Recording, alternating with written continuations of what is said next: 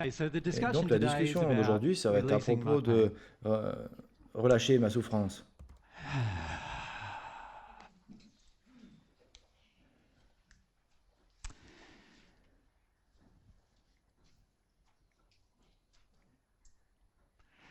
C'est un endroit où la plupart d'entre vous, vous allez être dans le futur à un point ou un autre. C'est bien de savoir un petit peu, de le connaître un petit peu avant, mais pas trop, parce que sinon vous n'allez pas le faire. Non, c'est OK. Donc ce qu'on doit regarder, d'abord, c'est regarder les choses que nous avons vues avant que nous puissions faire ça. Donc relâcher la souffrance, cette discussion-là, elle dépend sur le fait que vous avez fait des choses. Donc, ce que j'ai fait, j'ai dû faire. OK. Première chose. Est-ce que vous reconnaissez? Est-ce qu'il y en a qui savent ce que c'est? Non, j'ai rien entendu. Vous l'avez peut-être dit, mais je l'ai...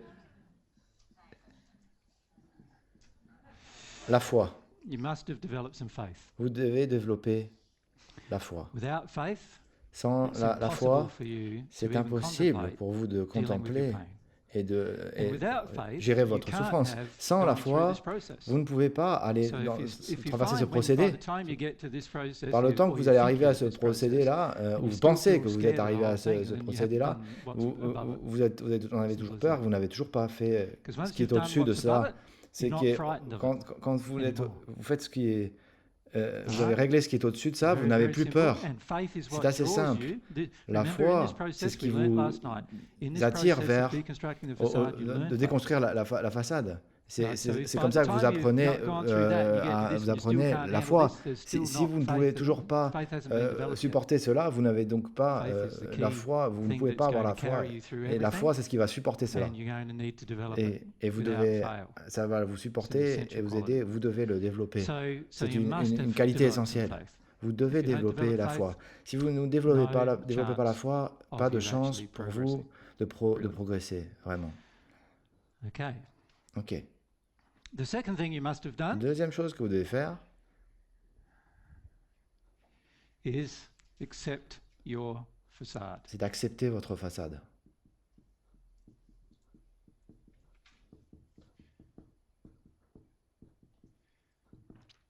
Je remarque que toujours beaucoup d'entre vous vous posez des questions à propos de votre souffrance. Quand vous êtes en train vous posez des questions à la souffrance où vos addictions ne sont pas satisfaites, vous n'avez toujours pas déconstruit la façade, vous n'avez toujours pas accepté. Vous pensez toujours que vous pouvez ne pas en tenir compte et vous en soustraire sans avoir de compassion, et vous pensez aussi que vous pouvez prendre conscience de vos péchés sans savoir comment vous avez péché. Et ce n'est pas possible. Donc, c'est une partie de c'est l'étape numéro 1 dans le fait de prendre conscience de vos péchés.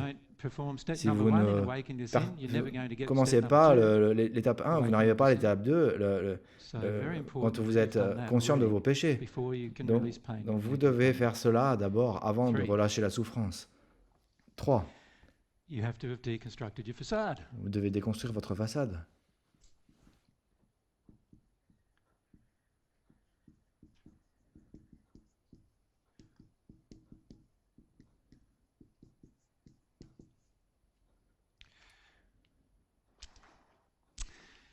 Dans d'autres mots, si quand vous sortez de ce procédé-là, ou vous sortez du déni, et vous arrivez à la conscience, maintenant vous êtes conscient.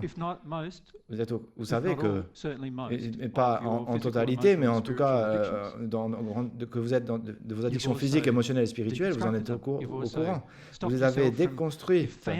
Vous avez trouvé les émotions qui font que... qui font que ces justifications et que les addictions sont satisfaites, vous avez relâché ces émotions-là et ces raisons émotionnelles. Vous avez relâché, donc cette raison émotionnelle n'existe plus en vous, et donc vous n'êtes pas tout le temps en train de justifier à vous-même et aux autres pour qu'ils vont satisfaire vos addictions. Vous allez trouver que la plupart de votre colère et de votre rage a disparu à ce stade. À ce stade-là, beaucoup de votre colère et votre rage aura disparu. Vous n'êtes pas focalisé sur que vos addictions soient satisfaites. Vous n'êtes pas en addiction avec le confort et la satisfaction. Vous êtes OK. Vous avez un sentiment où vous êtes OK pour ressentir les émotions maintenant.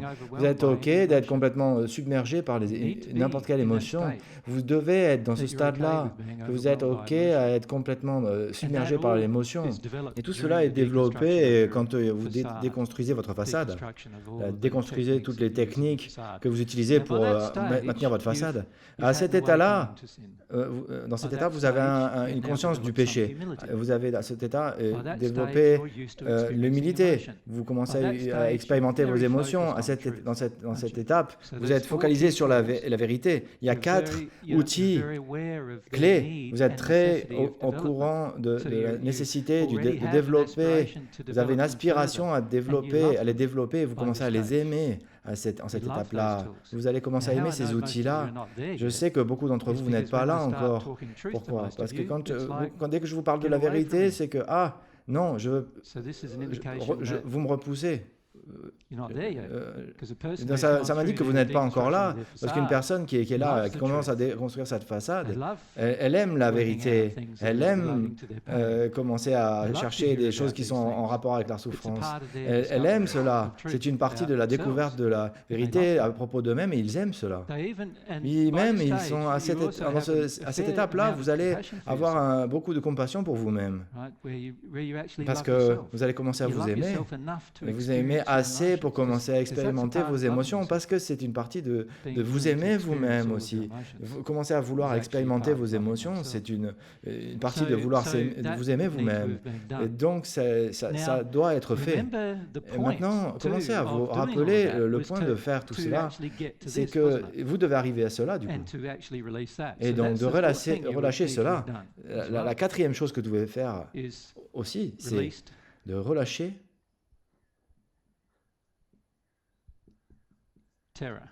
la terreur.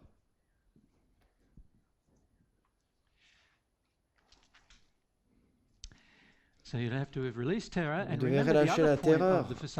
Et un autre point de la façade, c'est de vous désensibiliser à la souffrance. Donc, une partie de cela, c'est que vous devez vous sensibiliser à la souffrance. En d'autres mots, vous pouvez sentir la souffrance en vous. Et vous toujours sentez qu'il y a toujours que la peur le supprime, mais vous allez supprimer la souffrance qui est en vous. Et le fait que la peur le supprime, ce n'est pas la terreur que vous avez, la terreur sera gérée. Et vous allez arriver à un procédé où vous allez gérer la terreur. Ce procédé va vous faire ressentir vous allez voir que c'est ça mauvais et que les autres vont penser que c'est pas bon pour vous aussi, mais vous devez le faire. Est-ce que quelqu'un d'entre vous peut dire honnêtement que ça a été fait? Pas vraiment, n'est-ce pas? Donc cela veut dire que vous n'êtes pas à un point où vous avez relâché votre souffrance. Et en fait, on peut le voir parce que si vous examinez le fait de relâcher la souffrance, c'est qu'il y a des états primaires où vous êtes dans cet état, et on va en parler d'ailleurs dans une minute. C'est ce que je dois faire. C'est assez clair? Oui? Donc on peut dire que la majorité d'entre nous, on n'a pas beaucoup de foi. On n'en a pas rien du tout, mais on en a un petit peu. Mais sinon, vous ne seriez pas là. Et vous voulez quand même regarder en vous-même, mais la plupart d'entre vous, c'est pas un procédé. Vous n'avez pas de compassion. Vous n'avez pas de la compassion pour vous-même vous êtes toujours en train de vous attaquer, vous abusez vous-même.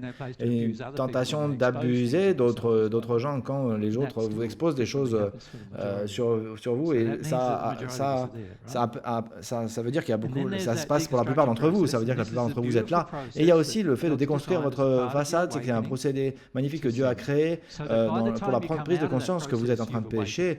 En fait, à la fin de ce procédé, vous serez au courant. Quand vous êtes le matin, on vous réveille et quelqu'un vient vous réveiller de façon... vous dites, qu'est-ce qui se passe? Et il y a cette confusion initiale, oui, je suis réveillé. Maintenant, ça y est, c'est la façon dont vous allez vous ressentir. Émotionnellement, vous allez vous ressentir éveillé. Avant, vous étiez en train de dormir ou en fait à moitié mort. Plutôt la façon dont vous vous sentirez. La déconstruction de la façade est vraiment un clé de pivot. La clé du pivot de la déconstruction de la façade. Parce que ça vous aide de développer tous les outils que vous allez avoir, dont vous allez avoir besoin. Ça vous aide à vous avoir une foi forte dans le procédé de Dieu. Durant ce chemin, vous allez recevoir l'amour de Dieu dans ce procédé. Parce que Dieu approuve toutes les choses que vous êtes en train de faire en harmonie avec l'amour. Et donc, du coup, vous allez ressentir cela après au bout d'un moment. Quand vous allez avoir ce désir, vous allez ressentir l'amour de Dieu, vous allez construire votre foi. La foi est assez forte, l'humilité est forte aussi. Vous êtes capable de vous examiner vous-même. Vous n'avez pas besoin de quelqu'un d'autre en train de vous dire quand vous parlez à propos de vous-même. Vous pouvez voir les choses assez claires et vous connaissez que c'est un procédé émotionnel. Vous ne résistez pas au procédé émotionnel et donc du coup les choses sont assez. Vous êtes humble, vous êtes ouvert à beaucoup de sentiments. C'est une place importante et rappelez-vous que c'était quelque chose d'important. Vous devez être en contact avec votre terreur et ressentir votre souffrance. À cet état, vous avez traversé toute la terreur. Vous n'avez plus de terreur. Vous êtes ouvert maintenant à la souffrance et les fausses croyances qui sont au-dessus. Et il y a toujours des peurs, mais ce ne sont plus des terreurs. Parce que maintenant, ce ne sont que des peurs, ce ne sont plus des terreurs. Elles sont plus faciles à ressentir en comparaison à la terreur. Donc vous avez traversé la terreur, maintenant ressentir votre peur, c'est pas vraiment difficile, comme c'était avant. Ça fait sens? Vous savez ce que vous avez fait en fait, en vrai, pour de vrai? De tout ce procédé-là, ça a fait quand même quelque chose. Ça vous a fait quelque chose quand même. Vous avez fait cela. Vous êtes devenu un enfant de nouveau. Pas un enfant, vous n'êtes plus un enfant, mais un enfant avec la conscience, les capacités de comprendre. Vous êtes comme un enfant, mais sans être puéril. Vous comprenez ça? Ça fait sens? Maintenant, vous avez une capacité de comprendre.